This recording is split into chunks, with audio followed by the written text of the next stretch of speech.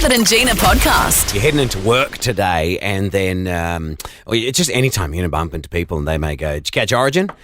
We want you to be able to be involved in the conversation, and you don't have to have watched it last night. You're going to help us? Yeah. Okay. Oh, what do you mean? We're going to help. Me? You and I. We're a team, Gina. Okay. Yeah. Blues. Yeah, Maroons. Yeah. Well. See? So Gina's dad is a hardcore Maroons fan, and Gina is as well.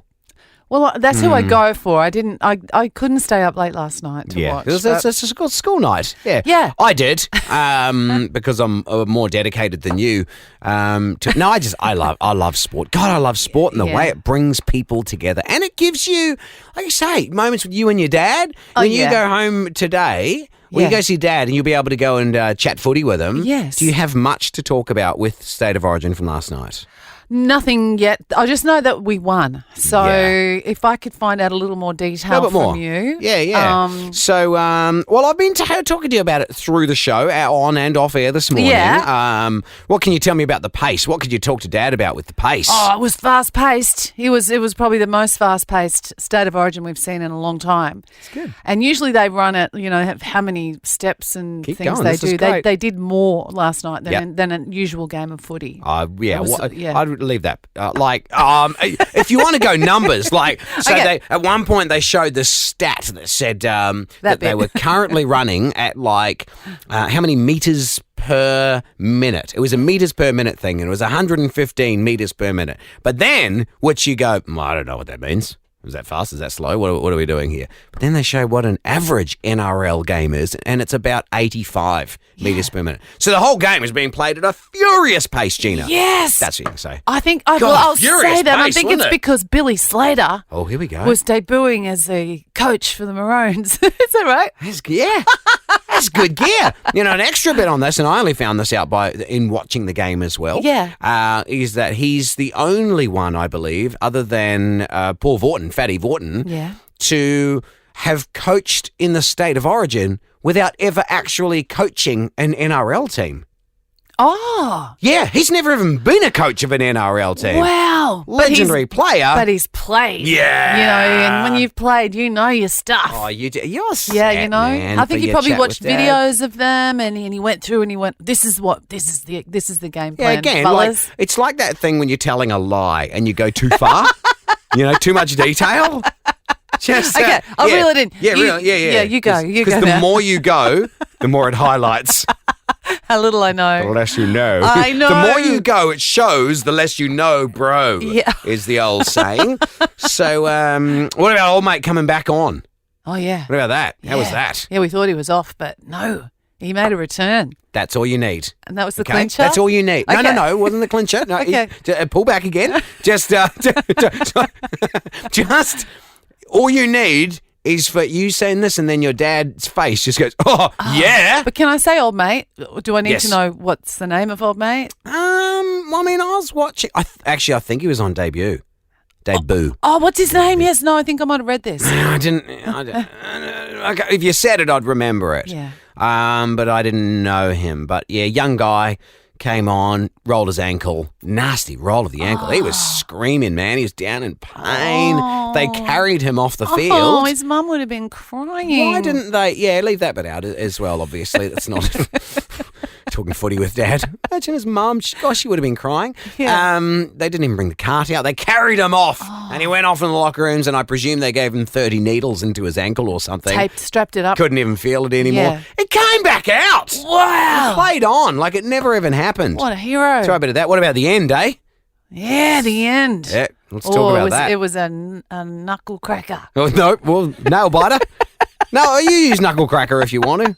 Dad will look at you a bit confused, I think. It was a nail biter. Yeah, that was what I was going for. Do you know how it finished? I got asked this morning from someone else in the office, was it a close one? Didn't see the end of it. Yeah. And I went, it doesn't get a lot closer. Yeah, what happened? Final play, the Blues going to score a try, and he ends up putting the ball down probably about 30 centimetres out from the try line. right under the post. Now, if he'd scored that, the kick would have been right in front of the post. That would have tied it up, would have gone to extra time or golden point or whatever. Yeah. But he went just short. And then the ref blows the whistle. Now, it depends on which side you're on this as to how this Just went. rewind. Yeah.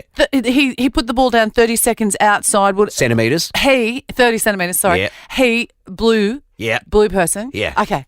I missed that bit. Just short of the line. Yes. Okay. Nearly, mate. Oh, right on the last play. Yeah. Shouldn't have been the last play because then the ref goes and his whistle to go full time. Yeah. What? He went before the siren. So there should have been one more play for the Blues right in front of the line. Oh. The crowd booed. And your dad went... And then what happened? The game was over. That was all. How exciting! Yeah. So there you go. Well, there's some stuff now I know. Yeah, bring all that up with Dad today. Dad will be that happy today. Dad last night he put out the full like it's almost like a tent thing that he hangs out the front of their place, like a really big flag.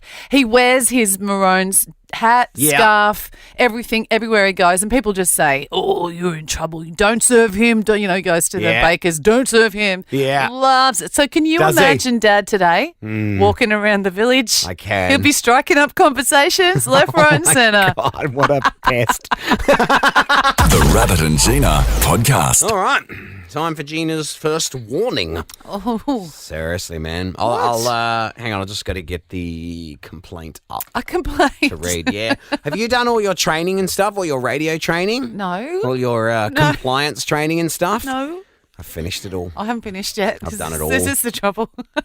Nah, that's not even it. I'm nearly there. I'm working my way through it. You've got one job. Whenever the email goes around and goes, hey, done all your commercial rates or codes of radio training or something like that, and there's always a percentage of people in the office that haven't done it. Yeah, always in that percentage. But knocked it all over, and it's just nice to look down on those that haven't finished and haven't done their thing, because part of it, you got to know how to deal with a complaint, Gina. Oh, okay, all right. And there's been a complaint. Oh no, and it's about you.